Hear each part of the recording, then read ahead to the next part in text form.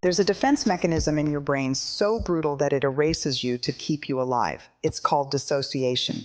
In the middle of trauma, when the pain is too big to survive, your mind makes a split-second choice: leave the body or break apart. The prefrontal cortex shuts down awareness, the amygdala keeps firing alarms, and suddenly you're watching yourself like a stranger trapped in your own skin. Survivors describe it as floating outside their body, hearing their own voice from a distance or living life like it's not real. Here's the chilling truth: it works. Dissociation protects you in the moment, but later it turns into a prison. You can't feel fully alive. You can't trust your memories. And sometimes you can't even recognize the face in the mirror. That's not weakness. That's the cost of surviving the unspeakable. Because when your brain decides reality is too dangerous, it doesn't just shut out the pain. It shuts out you follow if you're ready to uncover the darkest secrets of how the brain survives the impossible.